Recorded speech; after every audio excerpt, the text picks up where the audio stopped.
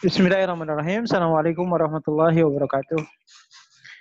Alhamdulillah wassalatu wassalamu ala Rasulillah wa bihi nasta'inuhu wa nastaghfiruhu wa natubu ilaihi wa asyhadu an la ilaha illallah wahdahu la syarikalah wa asyhadu anna Muhammadan abduhu wa rasuluhu amma ba'd. Allahumma inni a'udzubika minal barasi wal judami wal junun wa sayyi'al asqam. Allahumma janibni munqaratil akhlaq wal a'mal wal ahwa wal adwa. Allahumma amin amin ya rabbal alamin. Ikhwati imanhakullah, Bapak Ibu, shaimin shaimat yang berbahagia. Puji setelah rasa syukur kita panjatkan kehadirat Allah Azza wa Jal. Alhamdulillah di kesempatan siang hari ini Allah berkenan mempertemukan kita semua. Mudah-mudahan anugerah kesehatan yang saat ini masih Allah berikan kepada kita senantiasa kita syukuri, sehingga berangkat dari rasa syukur itu kemudian Allah Ta'ala kembali untuk kian melipat gandakan kenikmatan yang lainnya kepada kita semua. Wa in ta'uddu wa la in syakartum la azidannakum wa la in kafartum in adzabil syadid. Kata Allah, jikalau kita pandai bersyukur, insyaallah ada begitu banyak kenikmatan yang Allah persiapkan kepada kita semua. Salawat dan salam mudah-mudahan senantiasa terlimpah curahkan kepada suri teladan kita Habibana wa Nabiyana Muhammadin sallallahu alaihi wasallam, kepada para sahabatnya, kepada tabi'ut tabi'innya, dan insya Allah kita semua menjadi bahagian dari hamba-hamba Allah Ta'ala yang senantiasa diberikan keistiqomahan, baik di kala lapang ataupun di kala sempit, kala senang, baik itu di kala susah. Ibadah menjadi salah satu tolak ukur ya baiknya seorang hamba di hadapan Allah Subhanahu wa Ta'ala. Para ulama mengatakan al-istiqomatu afdalul karomah. Kalau Anda bisa beristiqomah menjadi orang yang soleh di mata Allah, ketahuilah karomah yang paling mulia itu ya istiqomah itu tadi. Jadi jangan kita anggap karomah itu diartikan hanya sebatas bisa melakukan hal-hal yang aneh. Karena pada dasarnya istiqomah dalam beribadah itu, baik di kala susah atau di kala senang, itu menjadi bagian dari ikhtiar kita untuk meraih kemuliaan di sisi Allah Subhanahu wa Ta'ala. Baik, ikhwata iman rahimakumullah, Islam dalam hal ini memberikan seperangkat ibadah kepada kita semua, yang dimana kemudian ibadah itu sendiri ya, jikalau dilihat dari tingkatannya ya, bukan hanya sekedar ada yang wajib atau yang sunnah saja, tetapi kemudian tingkatan ibadah pun ya bahasa fikihnya itu menyesuaikan dengan kondisi yang ada. Kalau dalam kajian fikih Islam ada namanya maqasidus syariah. Maqasidus syariah itu artinya tujuan utama ketika Allah Ta'ala memberlakukan amalan tertentu. Jadi kalau bicara tentang maqasidus syariah, ya bahasanya apa sih nilai kemaslahatan yang diambil ketika Allah Ta'ala memberlakukan amalan tersebut? Ya, dalam hal ini para ulama kemudian membagi tujuan syariat itu diberlakukan kepada 3 marotib atau 3 tingkatan. Yang pertama ada namanya daruriyah, ya, ada yang namanya daruriyah. Yang kedua ada namanya hajiyat. Dan yang terakhir ada namanya tahsiniyat ya. Kalau mungkin diterjemahkan enaknya ke bahasa Indonesia, ada namanya primer, ada sekunder gitu ya. Lalu kemudian ada apa satu lagi? Tertier gitu ya. Ada yang sifatnya kompletmen aja, pelengkap. Nah, 3 hal ini kemudian benar-benar diperhatikan dan dirumuskan oleh para ulama. Saya ngambil ilustrasi seperti ini. Dikala virus ini mewabah, apakah sholat ke masjid itu menjadi sebuah kebutuhan yang primer atau sekunder? Itu yang harus coba kita perhatikan. Atau umpamanya, ya mungkin di medsos sempat menyebar semacam tulisan ya, dialog lah antara seorang tokoh pejabat dengan pengurus masjid umpamanya. Kok kenapa pasar ditutup tapi giliran masjid yang senantiasa terjaga kebersihannya ya, bahkan kemudian orang yang datang ke sana pun insya Allah orangnya bersih-bersih semua, setidaknya sudah punya wudhu, kok kenapa masjid ditutup? Sementara pasar yang boleh jadi mohon maaf, tingkat kebersihannya pun diragukan, orang yang datang ke sana pun berbagai macam ya kondisi dan keadaannya, kok kenapa kemudian pasar dalam hal ini malah dibuka. Nah tentu saja ikhwatimullah kita kemudian jangan kemudian terjebak dengan pola pikir seperti itu. Karena walau bagaimanapun ya kalau bahasa sederhananya Rasulullah SAW mengingatkan kepada kita ya, firu minal judami kafariku minal asadi. Kalau memang ada penyakit yang mewabah, ya lari, selamatkan diri kita. Sebagaimana kemudian diri kita ya menyelamatkan diri kita dari yang namanya binatang buas layaknya singa. Nah, kembali ke tema awal ya, saya ingin mengambil tadi permisalan, apakah kemudian datang ke masjid di masa seperti ini terkategorikan sebagai sesuatu yang primer atau yang sifatnya sekunder? Maka dalam hal ini, ikhwatikumullah, para ulama, ya saya ngambil contoh umpamanya Imam Asy-Syatibi. Imam Asy-Syatibi seorang ulama ya yang ahli ya di dalam kajian fikih. Beliau mengatakan seperti ini. Ketika Allah Subhanahu wa taala memberlakukan dan mensyariatkan amalan-amalan tertentu kepada kita ya dengan tingkatan-tingkatannya tadi ya dari yang mulai yang primer, sekunder sampai dengan yang sifatnya pelengkap ya. Imam Asy-Syatibi kemudian mengatakan setiap amalan ibadah yang Allah syariatkan kepada umatnya itu tidak lepas dari adanya 5 perkara yang harus diperhatikan. Ada 5 perkara yang harus diperhatikan. Sehingga ini nanti menjadi jawaban, apakah ke masjid menjadi sesuatu yang primer nggak sekarang gitu. Yang pertama, ikhwatikumullah, Islam itu atau syariat itu Allah turunkan ke muka bumi, ya tadi saya sampaikan untuk menjaga 5 perkara. Yang pertama adalah hifdzuddin, untuk menjaga kemuliaan agama. Jadi agar Allah Subhanahu wa taala senantiasa ditauhidkan, nilai-nilai kemusyrikan itu tidak ada, maka Allah Ta'ala menurunkan dan mengutus para nabi dan rasulnya. Itu yang pertama. Oleh karenanya secara umum, umpamanya Allah Ta'ala tidak begitu menyukai kalau ada seorang muslim yang menistakan agama atau kepercayaan orang lain. Karena kenapa? Karena kalau seandainya kita berani menistakan kepercayaan agama lain, niscaya mereka akan balik menistakan Allah dan agamanya. Ya. Al-An'am Allah menegaskan, a'udzubillahi minasyaitonir rajim, wala tasubbul ladzina yad'una min dunillah fayasubbullaha adwan bighairi ilmin. Dan janganlah kemudian Anda menistakan agama yang lain, karena kalau Anda berani menistakan agama lain, maka mereka akan berani menistakan Allah Ta'ala. Itu yang pertama. Jadi Allah Ta'ala mengirim Nabi dan Rasulnya yang pertama untuk menjaga kemurnian agama. Dan secara umum ya, ini menjadi kepercayaan kita ya, sepertinya dan mungkin ini yang harus kita yakini, hanya agama Islamnya yang benar-benar memberikan penghormatan kepada agama-agama yang lain. Ya, bukti secara historisnya Indonesia negara di mana umat Islam mayoritas, ya seluruh pemeluk agama yang lain itu benar-benar terlindungi, berbeda mungkin dengan ajaran-ajaran agama yang lain ketika mereka menjadi mayoritas di sebuah negeri. Itu yang pertama ya khotimkullah, ya, menjaga kemurnian agama. Yang kemudian yang kedua adalah hifdzu nafs, menjaga nyawa manusia. Ya. Jadi ketika Allah Ta'ala mengirim dan mengutus Nabi dan Rasulnya, lalu kemudian ada amalan ibadah yang diberlakukan dengan syariatnya, maka Allah Ta'ala menegaskan bahwasanya nyawa manusia itu benar-benar diperhitungkan oleh Allah Ta'ala. Kita mulai runut dulu ya, kita sebutkan satu persatu. Jadi yang pertama menjaga agama, yang kedua menjaga nyawa manusia, yang ketiga kemudian hifdzu dzurriyyah, menjaga kelestarian atau keberlangsungan keturunan. Saya ngambil ilustrasi bagaimana ya para ulama menanggapi terkait hukum yang namanya KB umpamanya. Membatasi keturunan itu hukumnya apa? Kalau di Al-Qur'an kan jelas redaksinya ya, wala taqtulu auladakum min imlaq. Jangan pernah Anda membunuh anak Anda karena khawatir miskin, khawatir nggak bisa ngasih makan. Ya, para ulama kemudian memberikan batasan. Mohon maaf kalau saya sedikit agak melebar. Kata para ulama, kalau KB itu ditujukan untuk bahasanya tahdidun nasli, diniatkan untuk membatasi keturunan, maka KB hukumnya haram.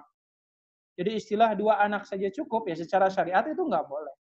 Tapi kalau KB ditujukan untuk ya bahasanya tauqitul walad atau bahasa kita mengatur durasi kelahiran, ya itu nggak jadi masalah. Contoh umpamanya kalau bismillah ada ibu-ibu yang proses persalinannya itu harus disesar umpamanya. Kan nggak mungkin dalam 1 tahun seorang wanita bisa hamil dan melahirkan lagi. Bahkan mungkin itu bisa membahayakan nyawanya. Maka kalau ada jeda waktu umpamanya istri saya atau ibu-ibu umpamanya punya rencana melahirkan 3 tahun sekali, 4 tahun sekali itu nggak jadi masalah. Nah, syariat kemudian mencoba memberikan atau mengakomodir perkara-perkara yang seperti ini. Jadi yang pertama ya, agama itu ditujukan untuk menjaga keyakinan setiap pemeluk agama, agama manapun itu. Yang kedua untuk menjaga nyawa manusia, yang ketiga untuk menjaga kelestarian regenerasi manusia itu sendiri. Yang keempat hifdzul mal, untuk menjaga hak kepemilikan harta. Ya, hak kepemilikan harta. Jadi dalam Islam hak kepemilikan itu diatur. Makanya bahasanya, mohon maaf, ketika orang itu begitu amat sangat kayanya, ya Allah Subhanahu wa taala pun ya bahasanya memberikan semacam kalau boleh dikatakan pembatasan. Nah, yang saya maksudkan ada namanya kewajiban zakat. 2,5% umpamanya dari setiap harta yang kita miliki, yang kita investasikan, yang kita perdagangkan, umpamanya wajib dikeluarkan 2,5%-nya. Di luar itu semua, Allah Ta'ala memberikan kebebasan. Makanya pernah terjadi kisah ya, di masa pemerintahan Khalifah Umar bin Khattab. Di saat itu, jumlah umat Islam makin banyak, sementara daya tampung Masjid Nabawi sangat terbatas. Gitu ya. Daya tampung Masjid Nabawi sangat terbatas. Hingga akhirnya, ikhwatimullah, pada saat itu Umar sebagai khalifah berinisiatif untuk melakukan pelebaran area Masjid Nabawi. Cuman saat itu opsinya, ikhwatimullah, yang pertama adalah ya memang membebaskan seluruh lahan-lahan yang memang di situ sudah banyak rumahnya. Saat itu Umar bin Khattab ya dengan keuangan yang dimiliki oleh kaum muslimin, beliau biidznillah dipermudah untuk bisa membeli lahan-lahan itu. Yang tersisa kemudian saat itu ada 2 rumah, ya secara umum. Yang pertama rumahnya milik istri-istri Rasulullah, dan ini nggak mungkin digusur gitu ya, rumah keluarganya Rasulullah SAW, istri-istrinya. Dan yang kedua adalah rumah pamannya Rasulullah yang bernama Abbas. Maka saat itu ya Umar bin Khattab tanda kutip meminta dari mulai secara halus sampai dengan memaksa agar Abbas itu kemudian mau melepaskan tanahnya. Apakah itu terlepas mau dijual atau secara sukarela.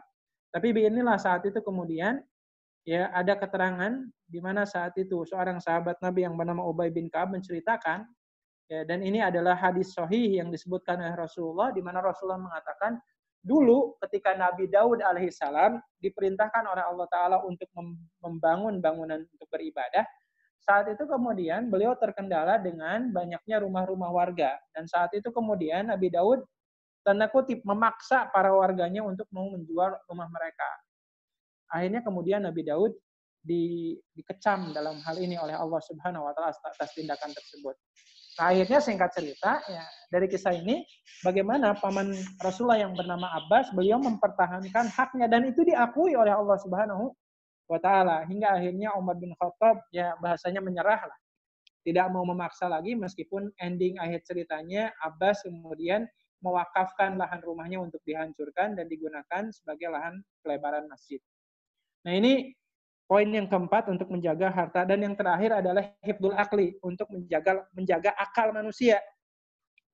Kenapa Allah Ta'ala mengharamkan khamar, minuman keras umpamanya?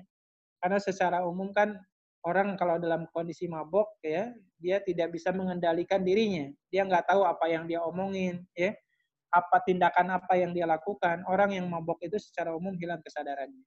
Nah, oleh karenanya ketika syariat kemudian ya memberlakukan ajaran-ajarannya atau amalan-amalannya, tujuannya 5 tadi ya, menjaga agama, menjaga nyawa, menjaga generasi keturunan, menjaga harta, dan yang terakhir ya menjaga kesehatan akal. Maka kemudian ikhwatillah tadi kita kembali ke pembahasan kita, apakah kemudian saat ini datang ke masjid menjadi sebuah kebutuhan yang primer? Apakah wajib datangnya kita ke masjid? Ya, sampai ada umpamanya semacam alasan Ya mohon maaf, corona itu kan makhluk Allah, ya. Ya kalau kita ingin selamat, ya datang ke masjid, berdoa, meminta kepada yang menciptakannya Allah Ta'ala agar coronanya itu dihilangkan. Ya, sampai ada sebuah hadis, meskipun hadisnya dhaif sebenarnya, bahwasanya Allah Ta'ala ya yusriful waba min ahli masjid. Bahwasanya Allah akan memalingkan penyakit itu dari ahli masjid, tapi hadisnya dhaif, itu nggak bisa kita amalkan. Nah terkait hal ini, ikhwatahillah, saya ingin mengambil contohnya seperti ini. Ya, kalau seandainya datang ke masjid itu apakah primer atau tidak dalam kondisi yang sangat-sangat membahayakan lah bahasanya sekarang. Karena kalau saya lihat di medsos ya, kalau laporan resmi dari pemerintahan Kerawang itu kan hampir 80% daerah Kerawang itu sudah ada yang terjangkit ya di sana. Nah, bahkan mungkin bagi saya atau mungkin ada di antara Bapak Ibu yang tinggalnya di daerah Teluk Jambe Timur itu kan termasuk zona yang sangat mengkhawatirkan, gitu ya. Tapi biarlah lah, kita ikhtiar dan berdoa. Saya ngambil contoh gini, Allah Subhanahu wa taala ya dalam ajaran agama Islam itu telah menetapkan ini halal, ini haram. Ini halal, ini haram. Saya ngambil contoh yang namanya, mohon maaf, yang namanya babi, yang namanya anjing, itu terkategorikan makanan, terkategorikan hewan yang haram. Tetapi dalam kondisi di mana kemudian nyawa manusia dipertaruhkan, kita di hutan umpamanya, nggak ada makanan di situ, maka sesuatu yang haram itu bisa berubah menjadi sesuatu yang mubah. Meskipun kan bahasanya, ikhwatahillah, ya para ulama dalam kajian usul fikihnya mengatakan, ya ad-daruratu tuqaddaru bimaqadiriha, bahwasanya batasan darurat itu ya ada batasannya, enggak semuanya kita pukul darurat saja, kayak kemarin gitu ya, enggak tahu benar atau tidak. Di Jakarta kalau nggak salah ya, atau di Tangerang, ada pembagian nasi, mohon maaf ya, daging anjing gitu. Ya nggak bisa juga kemudian kita katakan, oh ini darurat, daging anjing makan, boleh dimakan umpamanya. Ya nggak bisa ya, karena kenapa? Karena darurat juga ada batasannya.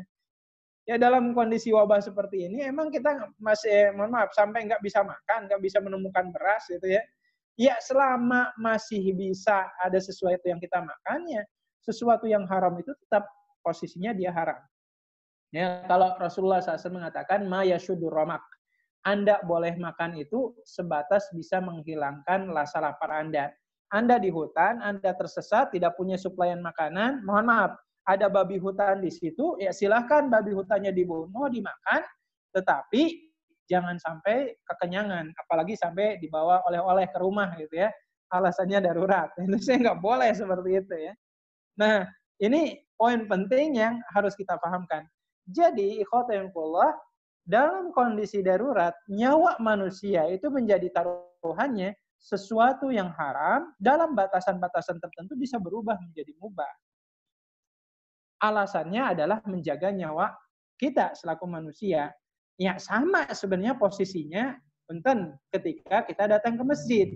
Ketika datang ke masjid, khususnya bagi para bapak-bapak, untuk menunaikan sholat berjamaah 5 waktu hukumnya wajib, hanya karena kemudian nyawa manusia itu menjadi taruhannya, maka syariat kemudian memberikan solusi yang lain. Contoh umpamanya, kan ada uzur-uzur atau alasan-alasan di mana Nabi Muhammad SAW dalam hal ini menegaskan, wahai para bapak-bapak, wahai para laki-laki, silahkan Anda sholat di rumah umpamanya.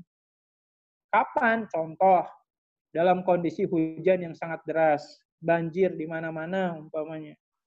Atau umpamanya min asaril khauf, kalau seandainya muncul kekhawatiran dalam diri kita, kalau seandainya nyawa kita itu ya terancam ketika kita datang ke masjid, maka Rasulullah SAW kan mensunahkan ketika umpamanya kita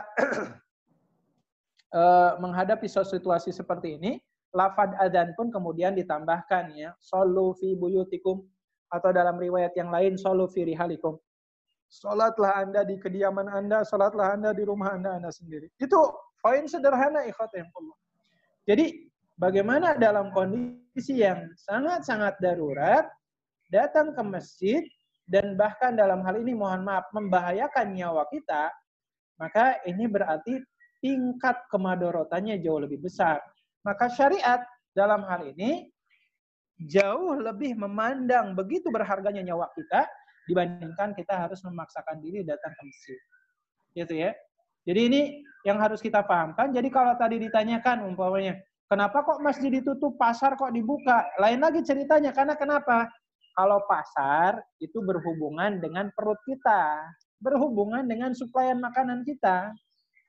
Coba kita bayangkan ya, kalau pasar di Kota Karawang ditutup, ya, asbab wasilahnya kita bisa makan dengan cara apa? Meskipun punya banyak uang, kalau pasarnya ditutup semua, ya kita nggak bisa menjaga keberlangsungan hidup kita. Biidznillah, itu syariatnya, asbab wasilahnya. Sementara kalau masjid itu ditutup, ya biidznillah nyawa manusia itu benar-benar diperhitungkan oleh Allah Subhanahu wa ta'ala. Sampai Rasulullah SAW sampai mengatakan kan seperti ini. Lahadmu baitil ka'bati ahwanu indallah min ihraqi dami imri'in muslimin. Kata Rasulullah, satu nyawa seorang muslim itu jauh lebih berharga dibandingkan bangunan Ka'bah itu sendiri. Maka bukan hal yang salah ya kalau pemerintah Saudi ya hari ini ya menutup, tidak ada aktivitas umroh ya. Bahkan wallahu alam apakah haji akan tetap diadakan ya. Bahkan kalau kita melihat kan di Masjidil Haram sendiri ya, ketika kemarin Syekh Sudes umpamanya memimpin sholat tarawih, atau wallahu alam apakah sholat 5 waktu tetap diadakannya, tata cara sholatnya pun kan jadi renggang gitu ya. Nah ini kemarin kan sampai rame deh, sempat rame di masyarakat itu. Punten ya, ada beberapa mungkin ustadz yang mengatakan, oh tidak sah sholatnya. Lebih kalau memang khawatir terkena corona ya sholatnya di rumah. Ya sebenarnya yang harus kita pahamkan juga, ya kalau tadi saya sampaikan, ibadah itu kan ada tingkatan-tingkatannya, ada primer, ada sekundernya. Saya ambil contohnya gini, kita pahamkan dulu, merapatkan barisan ketika sholat itu apakah bagian rukun atau syarat sah sholat? Enggak. Para ulama dari madhab manapun mengatakan, rapatnya barisan itu bukan bagian dari syarat sahnya sholat. Ya, bukan menjadi syaratnya sah sholat. Karena kenapa? Ya kita bisa ngebayangin, ya kira-kira ya di Karawang ini umpamanya berapa banyak masjid yang kualitas sholat berjamaahnya itu benar-benar diperhatikan rapatnya barisannya, kaki dengan kaki merapat, pundak dengan pundak merapat. Saya yakin tidak banyak masjid yang seperti itu. Kalau dicap umpamanya sholatnya nggak sah, ya banyak orang yang nggak sah sholatnya umpamanya. Ini dalam kondisi normal ya, para ulama mengatakan rapatnya barisan itu bukan menjadi rukun sholat. Ya, tetapi bukan berarti kemudian kita menganggap sepele ya. Kalau dalam kondisi normal silahkan. Bahkan kan dianjurkan oleh Rasulullah dirapatkan barisan. Ya, jadi intinya ya punten sedikit lagi ya punten. Jadi dalam kondisi yang darurat seperti ini, melapangkan barisan, ada jarak 1 meter antara satu dengan yang lain, itu pun menjadi bagian maqasidus syariah di mana agama benar-benar memperhatikan kemaslahatan itu. Nah, oleh karenanya, ini mungkin karena waktu kita sangat terbatas, ya Fatimullah. Jadi, mari kita optimalkan ya kesempatan-kesempatan beribadah di saat-saat seperti ini. Yakini bahwasanya sholat di rumah, berjamaah di rumah bersama anak istri pun, kualitas pahalanya tidak akan pernah berbeda ketika kita menunaikan sholat ke masjid. Apalagi kalau kita memaksakan di mana nyawa kita itu pertaruhannya, mungkin akan dipertanyakan oleh Allah Subhanahu wa taala. Wallahu a'lam.